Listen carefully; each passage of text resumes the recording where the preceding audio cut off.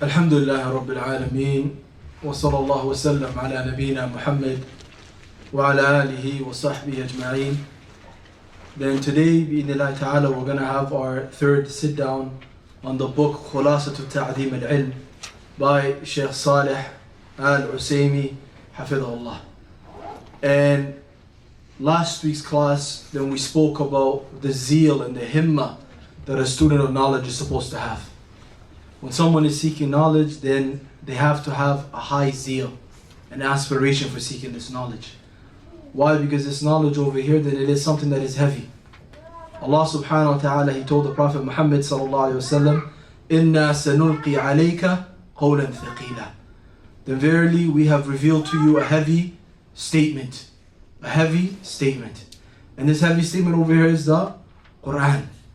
And the religion of Islam then revolves around the Quran and the Sunnah. And this is where seeking knowledge revolves around. So seeking knowledge is something that is very heavy, and it's not something that is light. Meaning if something that is heavy, then you have to put lots of strength to it, lots of hard work to it. But at the same time, the person has to be what? Determined and have aspiration. And the individual, then they have to do their best to not get burned out. Meaning that seeking knowledge is different than what? Motivation. Meaning someone wants to watch a lecture for motivation, or wants to watch a reel, or wants to watch a short, so on. This over here is not going to last. Seeking knowledge, what does it need? It needs to bring in the pencil, bring in the pen, writing down, reviewing before the lesson, reviewing after the lesson, memorizing, having a group of brothers that they get together and they review with one another. Likewise with the sisters, they get together, they set a specific time and they do what? Muraja'a with one another. One student says, this week I will prepare the lesson. I'll prepare the revision. You come, you sit, you listen, you correct me if I'm missing anything. Next week the other student does that. وَهَكَذَا, so on. We said this text over here, then it's a summarized version of the book that the Shaykh has called Ta'dim al-Ilm. This is a summarized version that the Shaykh summarized himself, hafidhullah. And he would teach this before he teaches any dawrat. Meaning, when he'd have his dawrat, his seminars in Medina, he would start off with this over here. There would be other books that come after, books of Aqidah, books of Usul al-Fiqh, books of Mustalah Hadith, Nahw, so on. He gives little texts of different science. But before he gives that, he starts off with this book over here. So the student that is going to be seeking knowledge knows the importance of this knowledge over here. They know why this knowledge is very important. Last week's class, we also spoke about that it doesn't matter how old an individual is. Meaning if their himmah, their aspiration is up high, then they're good. That's the most important thing. The one has a high aspiration. Meaning someone could be young in age, but their aspiration could be what? Weak. And with that over there, the aspiration is old. And you could find someone who's older in age, but the aspiration is strong. We spoke about the story of Abu Qaffal. Abu Qaffal. And we said Abu Qaffal, he used to be what? He used to be an individual who makes and fixes keys and locks. And he started to seek knowledge at the age of 40. And he went to his Shaykh, or he went to a Shaykh to go seek knowledge for. And the Shaykh gave him Mukhtasar al-Muzani, which is a book on the Shafi'i madhab. And he started him off to memorize what? How many lines did we say? 10, 12, 14, 15? How many did we say? 3 lines. What did he get him to memorize? Naam ya shabab. What did he get him to memorize? Abu Qaffal, he forgot it. But he ended up getting it. Did you guys forget it? أحسنت يا شيخ. هذا كتاب اختصرته. This book over here, I have summarized it. The teacher told the student Abu Qaffal to memorize this. He said Abu Qaffal, he kept repeating it all night and he forgot it. And then as he was leaving to go to the Shaykh where he doesn't have nothing memorized, then his neighbor, she told him, what were you repeating all night? All night you kept repeating what? هذا كتاب اختصرته. And then he remembered due to what she told him. And then he went to a Shaykh and he told the Shaykh and he was very sad that he forgot. But the Shaykh did not push him away, did not say don't come and leave and so on. Ala kulli hal, he stuck with his seeking knowledge and he became a scholar, imam in the Shafi'i method. And the ulama, we say that they say 40 years he was a jahil and 40 years he was a alim. And you see this a lot of qissas and stories of the people before Ibn Hisham. Ibn Hisham was a scholar. And Ibn Hisham, they say at the age of 80 years old, he used to be upon the Shafi'i madhab. At the age of 80 years old, then he started seeking knowledge in the Hanbali madhab. And while being that old in age, 80, he memorized the madhab, memorized the text in the Hanbali madhab. What did this show? This shows the determination that he had in that, the determination he had in that. And the people before us and the scholars presently, then they reached far. Why? Because of the aspiration, determination, the himmah that they had. Where you would see men who would go and would travel across the seas and travel across the desert. For what? They would leave their families. Some of them, while they are traveling, then their parents have died and they cannot pray the janazah. Why? Because they left to go get one hadith. One hadith they traveled. Just one hadith. This is how the people before were. Shu'bah, that it was said about him that he sought knowledge for a man for 18 months. 18 months. And he didn't have wealth. So what did he do to continue him with that? He sold the beams of his house, meaning the beams of his roof. He sold the beams of his roof to push up for that knowledge. So this knowledge is not something that is light, it's something that is heavy. If someone wants to acquire this knowledge over here, then they have to put effort for it. Likewise, you see with our secular knowledge. If someone wants to become a doctor, what do? They go to all of these schools. Med school, this, that, so on. But if someone wants to seek knowledge, then they have to put this effort as well too. They have to put this effort. Bismillah ar-Rahman ar-Rahim. Alhamdulillah Rabbil Alameen.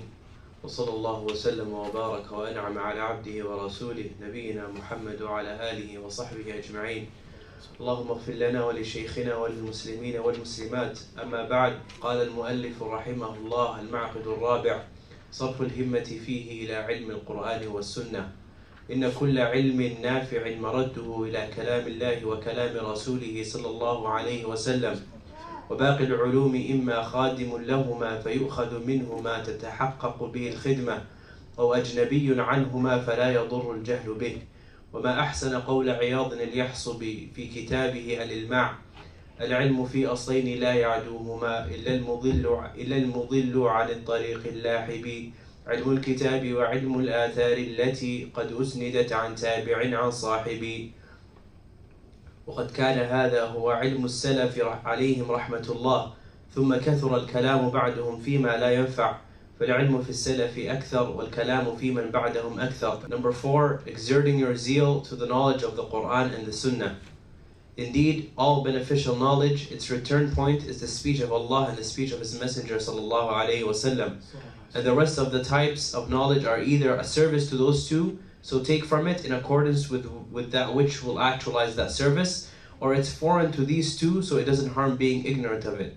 And how beautiful is the speech of Iyad al-Yahsubi in his book Al-Ilma'. Knowledge is in two foundations and isn't surpassed, except by one who is astray from the straight path. Knowledge of the book and narrations that have been relayed in a chain from Tabi'i, from Sahabi. The Shaykh rahimahullah in the fourth point over here, then he wants the student to know and understand that they have to exert their zeal to the knowledge, but specifically to what? The Quran and the Sunnah. The knowledge of the Quran and the Sunnah. And this is something that an individual has to strive for. But what does it mean, the Quran and the Sunnah? It means the Quran and the Sunnah and everything that revolves around the Quran and the Sunnah. And this is why the ulama, that they say that knowledge, Islamic knowledge, then it breaks down into two. Write this down. Islamic knowledge breaks down into two. The first one is ilmu wasail. And this over here, it means something that is a path or leads to something. Ilmu wasail. And the other one is ilmu al-ghaya. Ilmu al-ghaya. And this is the purpose. This is what you want to reach. where you want to get. Ilm al-Wasa'il, the means to get the knowledge, then this over here is what? It comes in Ilm al-Nahwa, Arabic grammar, Sarf, morphology, Balagha, which comes to eloquence. Likewise, what goes alongside it is what? Usul al-Fiqh, the foundations of fiqh. Likewise, what goes alongside it is what? Mustalah Hadith, the foundations and the science of Hadith, and so on. The scholars say this is the most important ones for Ilm al-Wasa'il. So, a student of knowledge, then they need these over here to help them what? Reach the ghaya. Meaning to understand the Quran. And to understand the Sunnah of the Prophet Muhammad sallallahu alaihi wasallam. This is what a student over here needs to understand. And from the first ones we said is what? Ilm al-Nahwa, or Sarf, Balagha. Meaning this all has to do with what? The Arabic language. It's very important that someone strives in understanding and learning the Arabic language when it comes to seeking knowledge. If you really want to understand the Quran and the Sunnah, then don't think that listening to lectures in English is really gonna benefit you. If you really want to understand the Quran and the Sunnah, then you have to learn what? You have to learn the Arabic language. And Allah subhanahu wa ta'ala said, إِنَّا جَعَلْنَاهُ قُرْآنًا عَرَبِيًّا. Then verily we have made it an Arabic Quran. An Arabic Quran. لَعَلَّكُمْ تَعْقِلُونَ. So that you might understand. So it's very important for one who wants to understand the Quran and wants to understand the Sunnah, then to learn the Arabic language. Imam Shafi'i rahimahullah, Muhammad ibn Idris al-Shafi'i, then it was said that he spent 20 years learning the Arabic literature. With the literature included what? Arabic poetry. He, Shafi'i rahimahullah, even went to go learn tribal poetries that different tribes would recite. And he said what the purpose of this for. He said the purpose of this for was to aid him in what? In fiqh. To aid him when it came to fiqh. That's why he went and he tried to learn that. And it was said that one of the scholars from before who was older than Imam al-Shafi'i, al-Asma'i, that he said that he met a young boy who had not reached the age of 20 years old. And he penned down from this young boy over here poetry from certain Arabic tribes, or from certain Arab tribes. And this young boy over here was who? Shafi'i, Muhammad ibn Idris al-Shafi'i. So this is why Imam Shafi'i rahimahullah, he made sure that he was strong in the Arabic language. And you would see this before. You would see that when one wants to go in a path of knowledge, then they learn the Arabic language from before. And you see lots of scholars from before, scholars of hadith or scholars of lugha, that were not of Arab origin. But they excelled and they specialized in these sciences. Sometimes would know grammar more than an Arab would know it, who was born an Arab. And likewise you see it today. You see it of scholars of today from different parts of the world who are not of Arab origin, but have specialized in the Arabic language. You see it in scholars in India, you see it scholars in Nigeria, and so on, where they excel, where they went and became experts when it came to the Arabic language. In Medina there was Shaykh Abdurrahman al-Kuni, hafidhullah, was from Africa, West Africa, Burkina Faso, and Shaykh Kuni, then he used to teach the students and the mashaykhs, the scholars, Arabic grammar in Medina. Likewise, there was a sheikh named Shaykh Mas'ud al-Afghani. He was from Afghanistan. And he would teach the students Arabic grammar. So it's very important if one wants to excel in understanding the Quran and understanding the Sunnah, that they learn the Arabic language.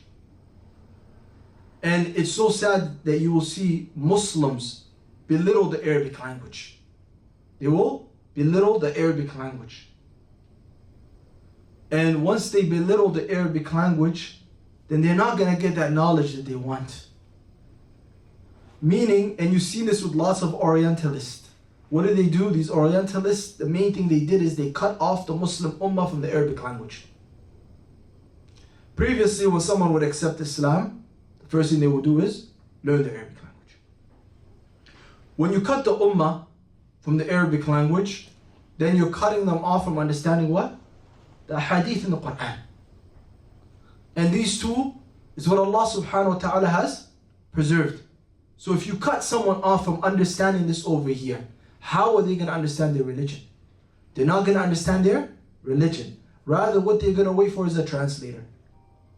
Or someone to give them a lesson or a lecture in their own language. And you're going to get confused a lot. So it's very important for the one who wants to seek knowledge and become a student of knowledge, male or female, to learn the Arabic language. It's very important. I don't know how much I could stress on that. Likewise, we said from ilm al-wasail is what? Usul al-fiqh. Usul al-fiqh is what? The science of understanding fiqh. The foundations of fiqh. Meaning you're going to learn how certain rules were brought from the Quran and the Sunnah. And this is important for a student of knowledge to understand usul al-fiqh. To learn a small text when it comes to usul al-fiqh. Later on we'll mention some of the texts for each science that a student should learn. For example, the importance of usul al-fiqh. Someone will come today and will say, name me where in the Quran it says that marijuana is haram. Or name me where in the Sunnah it says where marijuana is haram. What is someone going to reply back to them? Naam ya Shaykh. Shaykh said he's going to reply back, qiyas. Qiyas of what? Ahsant. The qiyas, meaning using an example of it over here where Allah subhanahu wa ta'ala said that khamr is haram. As we know, the khamr, what does it mean? It means everything that makes somebody intoxicated. So marijuana is involved in this over here. All these other modern drugs that they have is involved in this over here. But where did you learn this from? These qawa'id, these principles, these foundations. Where did you get it from? From usul al-fiqh. Usul al-fiqh is another important science. Likewise, we said is mustalah al-hadith, the science of hadith. And mustalah hadith is something that is very important for this ummah over here. And this is what shows the Muslims that the hadith of the Prophet Muhammad sallallahu alaihi wasallam has been preserved by Allah subhanahu wa ta'ala. Meaning it shows the Muslims the sanad, the chain of narrations. And this is something where lots of Orientalists said that, some of them said that this is something the Muslims should be proud about and happy about. Because the Orientalists would try to come and learn religion to spoil religion from inside of it. But they couldn't do it with mustalah hadith. They couldn't do it with the science of hadith. Likewise, they couldn't do it with the Quran. Why could they not do it with the science of hadith? Because the scholars, and they memorize what? The sanad, the chains of narrations. To show if this hadith over here is what? Sahih. If this hadith over here is correct. If this hadith over here is authentic. If this hadith over here is weak. So on. To the point where the scholars of hadith were even strict when it came to taking knowledge from someone of hadith. If this person was known to be trustworthy, but he was known to forget a lot, then they would refrain from that. They would not say this is authentic hadith if this person was known to forget a lot. And the sanad and the chain of hadith, then it's something that Allah subhanahu wa ta'ala has protected and has preserved for this ummah over here. The Yahud and the Nasara, the Christians and the Jews, they did not have any chains of narrations that went to Musa alayhi salam.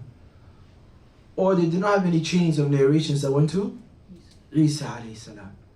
Ibn al-Hazm, rahimahullah, then he says that the Jews then they had a chain of what? 23 men that went to Musa alayhi salam. But these 23 men that they mentioned were all unknown men. They knew nothing about these men over here. And anything past those 23 men, then it was something that was cut.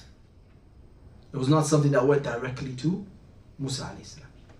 But the ummah of Muhammad sallallahu alayhi wasallam, then they have chains of narrations from hadith that go straight to the Prophet Muhammad sallallahu alayhi wasallam. And this is something that Allah subhanahu wa ta'ala has preserved for this ummah over here. So learning ilm al-wasail, the knowledge that helps you lead to the path and the means, is going to help you what? Understand the ilm al-ghaya, understand the Quran and the Sunnah. We see Qadi Iyad. Then he was what? He was a scholar from the Maliki method. His name was Qadi Iyad ibn Musa ibn Iyad. Qadi Iyad ibn Musa ibn Iyad. Qadi means what? It means judge. So his name was Iyad ibn Musa ibn Iyad. He was one of the scholars of the Maliki method. He was a well knowledgeable man. He has an explanation of what? Sahih al-Muslim. He has an explanation of Sahih al-Muslim. What he's mentioning over here is the importance of knowledge and the foundations of knowledge, and how knowledge over here then has been relayed on a chain by the Sahaba, by the Tabi'een, to the Sahaba, to the Prophet Muhammad sallallahu alaihi wasallam. But the two foundations of knowledge that he starts off with is what? Is Al-Quran wa Sunnah. Al-Quran wa Sunnah.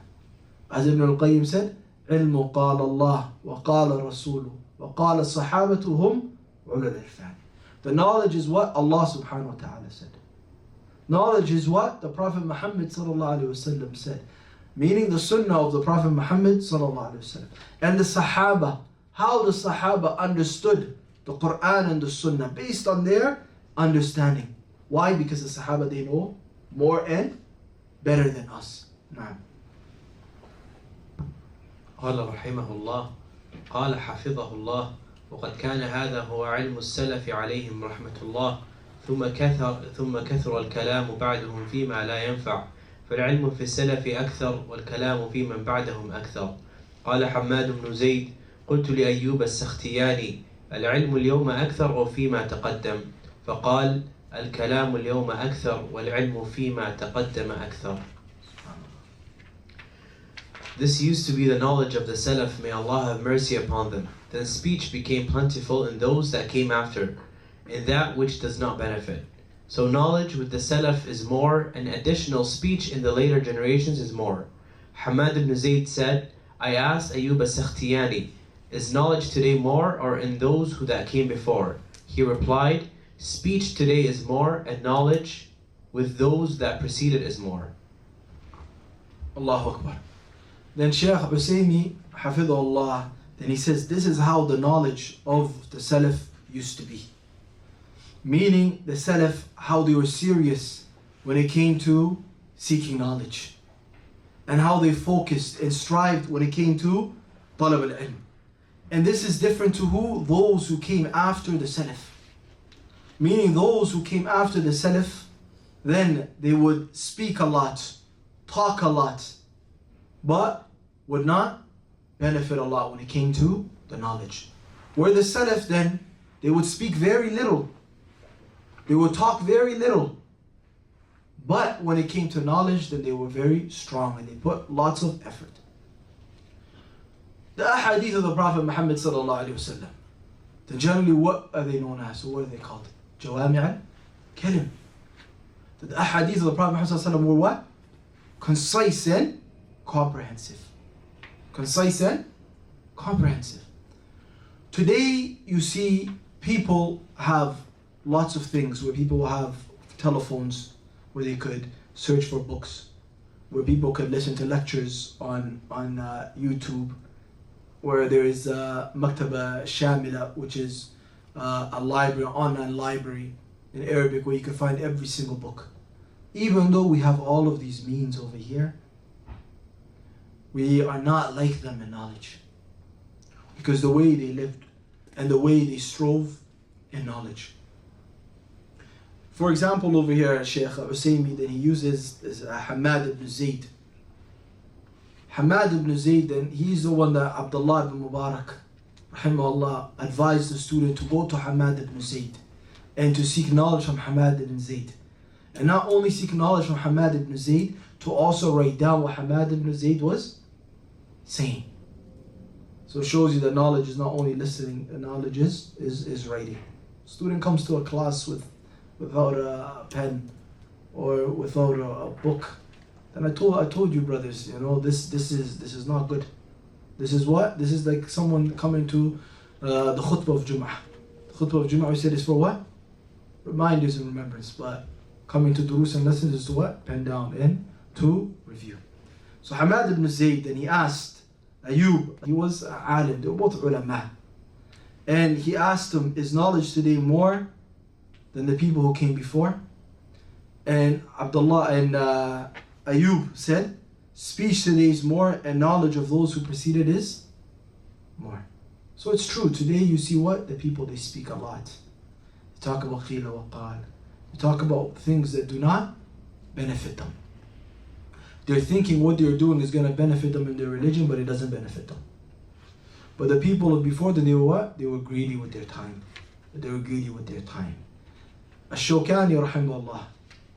Al-Shawkani, then it was said about him, in a day he would attend 13 lessons. 13 lessons in a day. سلوك الجادة الموصلة إليه لكل مطلوب طريق يوصل إليه فمن سلك جادة مطلوبه أوقفته عليه ومن عدل عنها لم يظفر بمطلوبه وإن للعلم طريقا من أخطأها ضل ولم ينل المقصود وربما أصاب فائدة قليلة مع تعب كثير. وقد ذكر هذا الطريق بلفظ جامع مانع. Number 5. Treading the known path that leads to it. Everything that is sought has a path that leads to it. So whoever treads the known path to his goal will reach it. And whoever turns away from it does not attain his goal. Indeed, knowledge has a path. Whoever misses it becomes lost and does not attain his target. And perhaps he may gain a small amount of benefit whilst overworking himself. Allahu Akbar. Then the 5th one, and the last one that we're going to stop at today, is treading the known path that leads to it. Everything, brothers and sisters, everything in life has a path. Has a turuq. And if one wants to be led to success for worldly gains, and they take a path. Likewise, for Islamic religious gains, if one wants to seek knowledge, then they have to take a path. And alhamdulillah, the ulama of before and the ulama of today, then they have made paths easy for one who wants to seek knowledge. And it's good for a student of knowledge to follow this path over here. If they want to succeed in knowledge, to follow this path over here. Similar to worldly life. Imagine somebody who goes and travels to a country that they do not know. They land to that country and they say, you know what? I'm not going to use no GPS. I'm not going to ask anybody for directions. I'm going to go outside and I'm going to travel around and look for my destination in this city that I know nothing about. How long is it going to take that individual to reach their destination? It's going to take that individual a long time to reach that destination. But imagine now, if that individual, while they're in that city, they went and they asked somebody, what way should I go? I'm looking for so and so, I'm looking for this place. What way should I go? What's the direction? And they say, you go right, you go left, you go front. Or if they use their phone for GPS, how fast are they going to reach their destination? They're going to reach it quick. A few minutes, fast. Likewise with what? With seeking knowledge. If you follow the path, then it will become easy for you. If you say, I'm not going to follow the path, I'm not going to ask for any help, I'm going to go myself and I'm going to try to figure it out, you may not get it. Or if you get something from it, then you're going to get something very little compared to what you would have gotten if you followed the steps. Now.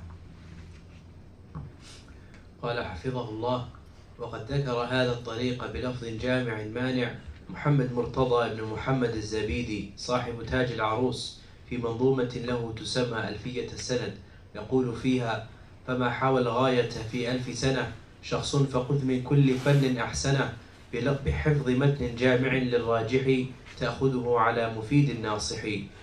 فطريق العلم وجادته مبنية على أمرين: من أخذ بهما كان معظما للعلم لأنه يطلبه من حيث يمكن الوصول إليه. This path has been mentioned in a comprehensive statement by Muhammad Murtada al-Zabidi, the author of Taj al-Arus, in his poem that he called Alfiyat al-Sanad. He says, and no one has reached 1,000 years, so take from every field the best of it, by memorizing a comprehensive text with the most correct opinion, and you taking it with a beneficial, sincere teacher. Allahu Akbar. So then this poem over here is very important. It's very heavy. It was said, فَمَا حَوَى الْغَايَةَ فِي 1000 سَنَةٍ شخص فخذ من كل فن أحسن بحفظ متن جامع للراجح تأخذه على مفيد الناصح. And no one has reached 1,000 years. So take from every field the best of it by memorizing a comprehensive text with the most correct opinion. And you taking it with a beneficial, sincere teacher.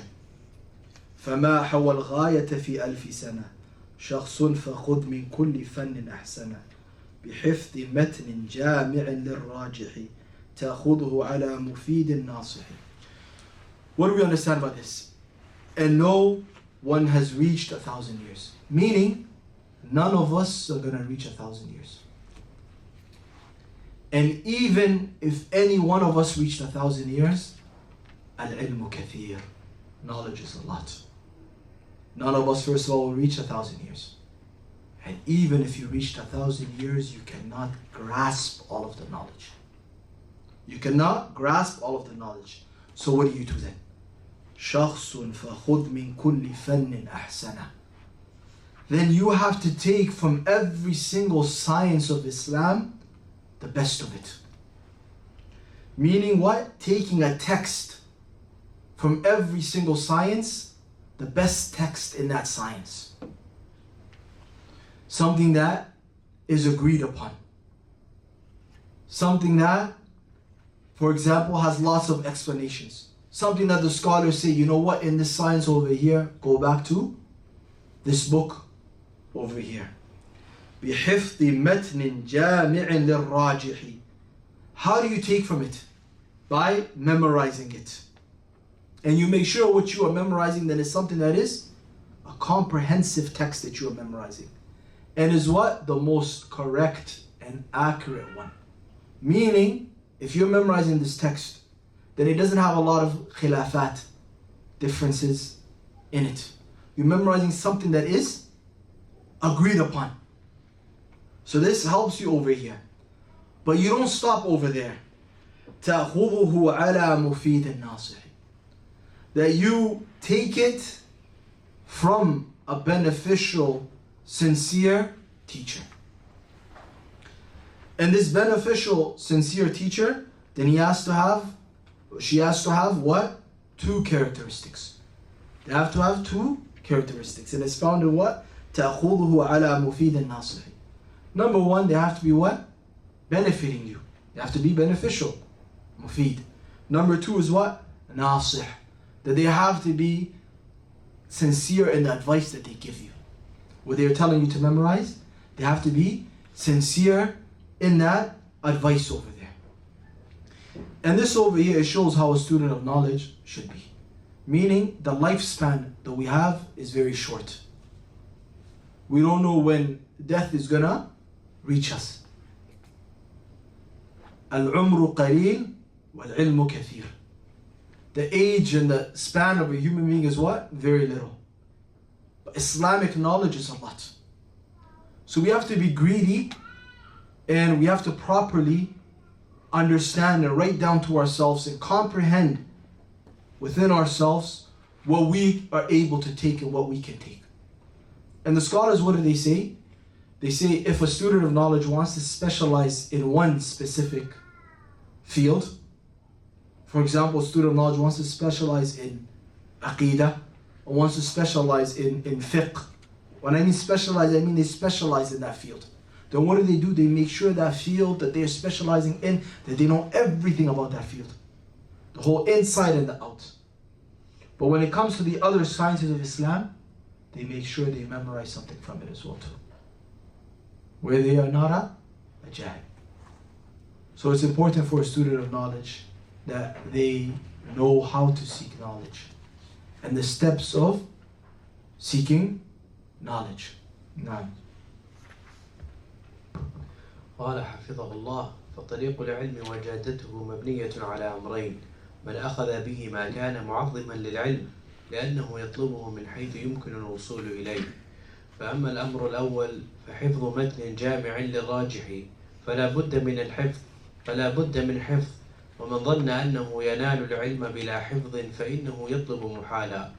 والمحفوظ المعول عليه هو المتن الجامع للراجح، أي المعتمد عند أهل الفن. نعم. وأما الأمر الثاني فأخذه على مفيد ناصح، فتفزع إلى شيخ تتفهم عنه معانيه يتصف بهذين الوصفين. وأولهما الإفادة، وهي الأهلية في العلم، فيكون ممن عرف بطلب العلم وتلقيه حيث أدرك، فصارت له ملكة قوية فيه. والأصل في هذا ما أخرجه أبو داود في سننه بإسناد قوي عن ابن عباس رضي الله عنهما أن النبي صلى الله عليه وسلم قال: تسمعون ويسمع منكم ويسمع ممن يسمع منكم. والعبرة بعموم الخطاب لا بخصوص المخاطب، فلا يزال من معالم العلم في هذه الأمة أن يأخذه الخالف عن السالف. So the path of knowledge and its way is built upon two affairs. Whoever takes up both becomes a glorifier to knowledge, because he seeks it from where it is possible to attain it. The first affair is memorizing a comprehensive text with the most correct opinion. So it is a must to memorize. And whoever thinks they will attain knowledge without memorizing, then he is seeking the impossible. The text that is memorized is the one that is comprehensive and inclusive to the most correct opinion, meaning the one that is widely entrusted by the people of knowledge. As for the second affair, taking it upon a beneficial and sincere teacher. So you go to a teacher that will make you understand its meanings and who is distinguished with the two following descriptions. Firstly, beneficial, meaning that he is qualified in knowledge. So he is from those that are known to have studied knowledge and sought it, up until he acquired it, and then he gained a strong command in it. And the origin in this is what has been reported by Abu Dawood in his Sunan, with a strong chain to Ibn Abbas radiallahu anhuma, that the Prophet sallallahu alayhi wasallam said, تَسْمَعُونَ وَيُسْمَعُ مِنْكُمْ وَيُسْمَعُ مِمَّنْ يَسْمَعُ مِنْكُمْ. You will hear and it will be heard from you, and it will be heard from those that hear from you. And that which is significant here is the general address and not the one who is being addressed specifically. So it ceases to be the case that from the signposts of knowledge in this nation is that the latter takes from his predecessor. Allahu Akbar. So what we understand from over here is the two paths of knowledge. That is two. Number one is by memorizing a text. And memorizing a text that is the most correct. And memorizing something is better than what? Than reading it. Shaykh al-Usaymi rahimahullah, he said, we read a lot and we memorized a little. And what stuck with us is what? We memorized. What we read, we forgot. So if someone memorizes something and they review what they've memorized, then it's something that will stick with them. So knowledge is hifd as well too. You have to memorize the knowledge as well too. Likewise, acting upon it. What you are memorizing, then you have to make sure that it is a matan. That is what? A text that is what? Comprehensive. And a text that is what? In that science that you will be memorizing is the most accurate one. And at times a student of knowledge could go with different levels of memorizing. Meaning right now, they are studying ilm al-tawheed. They can start off with memorizing qawaid al-arba'a, memorize usul al-thalatha, memorize kitab al-tawheed, memorize Aqidah al-Wasatiyah, memorize al-Tahawiyah. They could keep going and memorizing. But what did they do first? They started off with a small text. Then they grew with it and grew with it and grew with it. What's going to happen to a student of knowledge who did not memorize Qawaid al-Arba'a and they say, you know what? They look at Qawaid al-Arba'a and they say, this is nothing. I'm going to go and I'm going to memorize Kitab al-Tawheed. Someone could do it, but generally if someone did not follow the steps and the levels, this person over here could get bored. Sad. They could lose their aspiration in it because they are belittling this over. They just want to quickly memorize it. But if someone follows the proper steps, then it'll reach them far in it. It'll reach them far in it. The second path to knowledge is what? Taking it with a beneficial teacher. And we said this teacher over here, then he has to have, or she has to have what? Two characteristics. Number one is what? Mufid. They are beneficial. And number two is what? They are nasih. Meaning that they are sincere in the advice that they are going to give a student. And this is why when a student wants to memorize something, they should go to the teacher and ask the teacher, what should they memorize? What should they study? Hakad and so on. Why? Because a beginning student, they don't know the levels. They don't know what to start from. But the teacher could guide them to the levels and what to take from. And this is how this ilm and this religion was. This religion is by talaqi, meaning by directly taking knowledge. Jibreel alayhi salam, then he used to come to the Prophet Muhammad sallallahu alayhi wa sallam, and they would what? Read the Quran together. You read the Quran together. Jibreel would recite it to the Prophet Muhammad sallallahu alayhi wa sallam, and the Prophet Muhammad sallallahu alayhi wa sallam would what? Recite it back to Jibreel. This is how this ilm is. This ilm over here is what? Talaqi. It has to be done between what? A student and a teacher. A student cannot just say, I'm going to close everything and I'm going to seek this knowledge myself. No. You need a teacher. You need a teacher. نعم.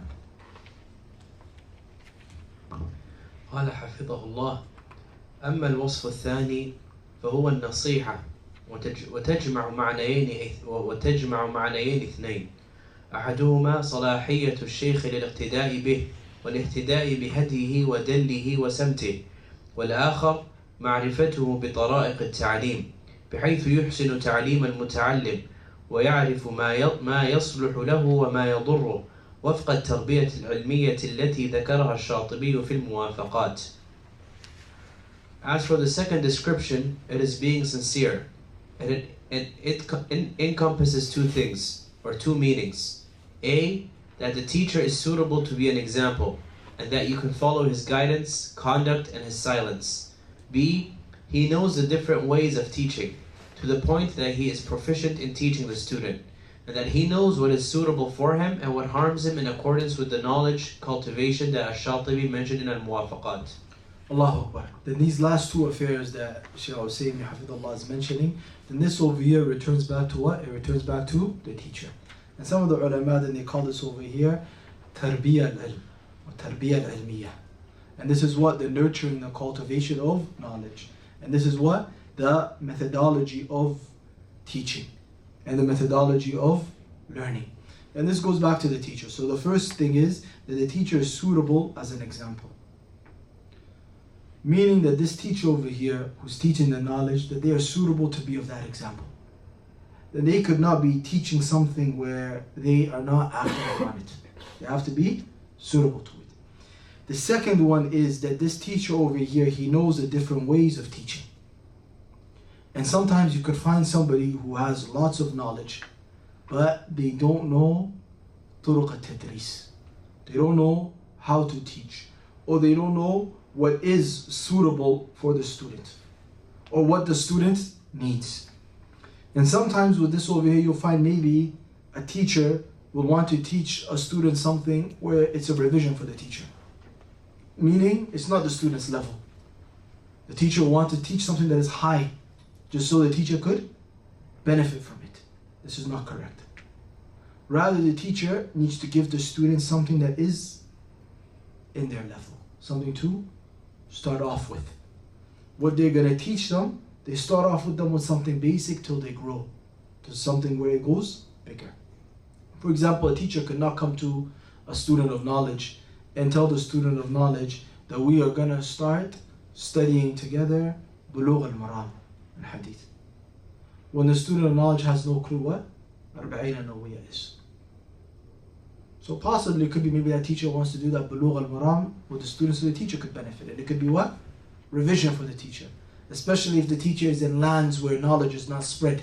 So maybe this could be muraja for the teacher. But the sincere teacher is going to tell the student of knowledge, you need to start off with what? Arba'in an-Nawawiyya. We study it, we memorize it. Then we go to what? Umdat al-Ahkam. We study it, we memorize it. Then we go to what? Bulugh. We study it, we memorize it. Then we go to what? Riyadh al-Salihin. Riyadh al-Salihin that you can find in every single masjid, or mostly every single masjid that Allah Musta'an has just put on the shelves where people don't benefit from. It's Kitab Azim by Imam Nawawi. Kitab Azim deals with the heart softeners and so on. It's a very, very beautiful book of hadith. Adab, manners, so on. So the teacher, then he has to tell the student what to start off with and how to seek knowledge. And this is why ulama, like Shaykh Abdul Salam al-Shu'air, hafidhullah, he said from the manners is that a student of knowledge goes to a shaykh and they ask the shaykh, what book should we study? They shouldn't go to a shaykh with a book and say, teach me this book. Why? Why is that? Why? Guidance. And maybe what you are asking the shaykh, maybe he's not too knowledgeable in that science. And maybe, possibly, it could be what you are asking the shaykh is not your level. So when you go to a shaykh now, your teacher, then your teacher knows you better than anybody else. He knows your mustawa al-ilm, the level of knowledge. So he will tell you what? What you need. What you need right there. What you should study next right there. He'll get you to that level. So from the manners is what? To ask the teacher what you need. To ask the teacher what you need. And as you brothers and sisters see, that seeking knowledge is something great and it requires steps. And books like this over here, then they are very good and important for people like us who want to seek knowledge and push ourselves in knowledge to go over, to gather together and to go over it. This shows over here what? Fadl al-ilm, Fadl ta'aleem. This shows over here the status and the virtues of knowledge. So it's important that we go through stuff like this over here. So now when we're dealing with the books, and we're dealing with durus, and we're dealing with lessons, so we know how to behave. We know how to conduct ourselves with halaqat al-ilm, and so on. And this is something that is very important. And with that, inshaAllah, we will conclude and we will stop here. وهذا وصلى الله وسلم على نبينا محمد وعلى آله وصحبه أجمعين.